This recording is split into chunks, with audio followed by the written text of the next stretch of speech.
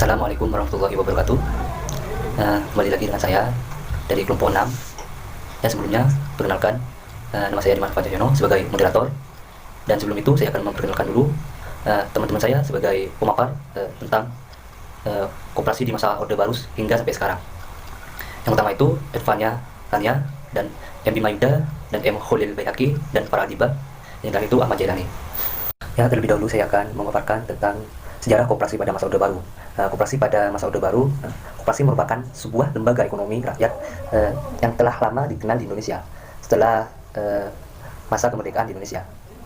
Pemerintah mulai merumuskan kebijakan ekonomi yang sesuai seperti yang termaksud dalam pasal 33 UUD 1945 yang mengisyaratkan bahwa koperasi merupakan bangunan usaha yang sesuai dengan perekonomian di Indonesia. Kemudian pada tahun 1960, pemerintah menyalurkan bahan pokok dan menugaskan koperasi sebagai pelaksananya.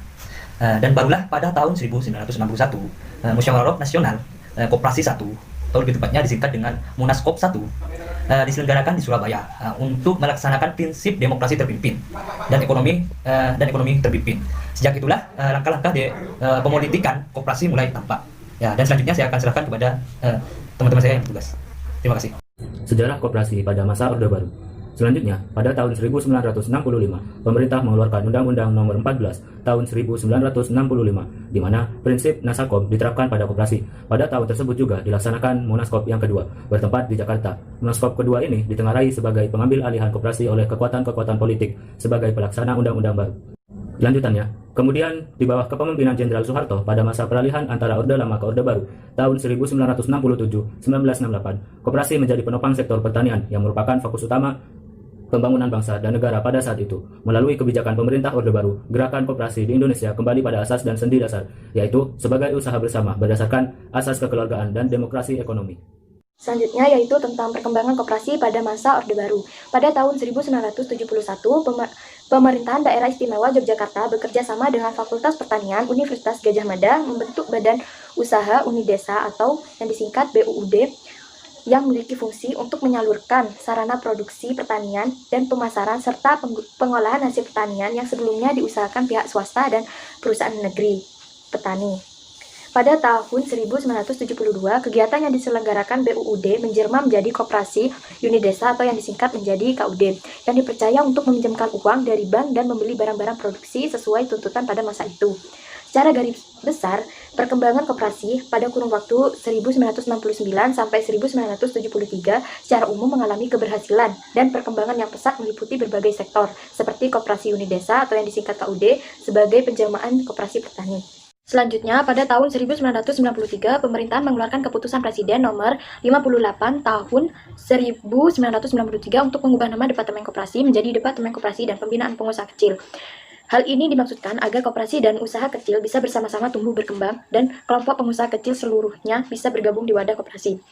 Pada tanggal 12 Juli 1995, Presiden Soeharto mencanangkan Gerakan Kewirausahaan Nasional atau GKN, di mana melalui pergerakan tersebut, para pengusaha besar dan badan usaha milik negara atau BUMN diminta bermitra dan ikut membina koperasi serta pengusaha kecil. Pada tanggal 14 Maret 1998, dilakukan penyempurnaan nama Departemen Koperasi dan Pembinaan Pengusaha Kecil menjadi Departemen Koperasi, Pengusaha Kecil dan Menengah. Selanjutnya yaitu koperasi pada era reformasi hingga sekarang. Sejarah koperasi di era reformasi. Jadi, koperasi di era reformasi merupakan lanjutan dari koperasi pada Orde Baru, di mana dalam era reformasi ini koperasi semakin mengalami peningkatan. Nah, dalam era reformasi ini juga pemberdayaan ekonomi rakyat juga kembali diupayakan dengan pemberian kesempatan kepada koperasi serta usaha kecil dan menengah. Selain itu, melalui GBHN tahun 1999 juga tersirat misi serta tugas dari koperasi, yaitu berfungsi sebagai sarana pendukung usaha kecil serta menengah, juga sebagai sarana pengembangan partisipasi masyarakat dalam pembangunan. Berikutnya yaitu pada tahun 2000 hingga tahun 2003, secara umum koperasi mengalami perkembangan yang cukup menggairahkan pada usaha serta kelembagaannya, namun masih memiliki berbagai kendala, seperti rendahnya partisipasi anggota juga efisiensi usaha yang relatif masih rendah. Kemudian di tahun 2006 hingga tahun 2010, menurut BPS, UMKM juga mengalami peningkatan.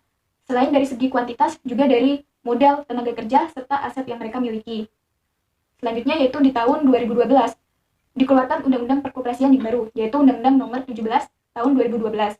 Di tahun yang sama juga, yakni tahun 2012, terjadi pergantian atau perubahan logo koperasi, yang sebelumnya logo tersebut bergambar pohon beringin menjadi berbentuk teratai dengan warna dominan hijau.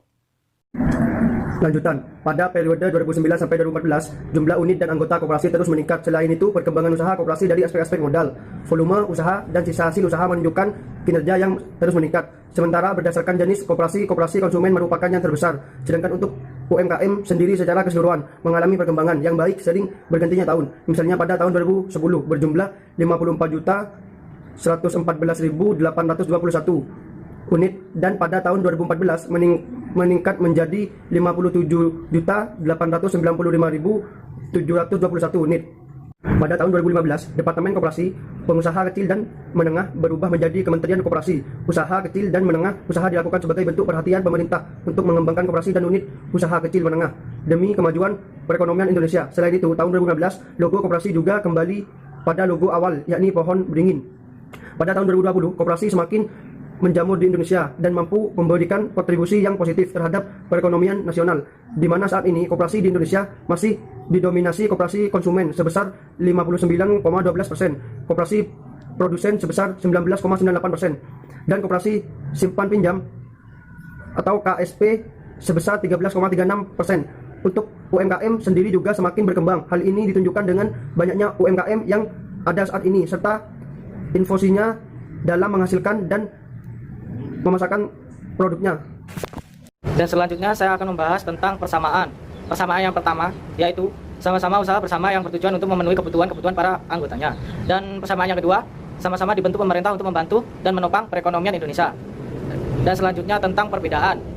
Perbedaan yang pertama yaitu di masa Orde Baru, koperasi difokuskan untuk pemulihan ekonomi. Dan yang kedua, sedangkan di masa reformasi, koperasi juga digunakan untuk membina dan membantu UMKM melalui koperasi simpan pinjam.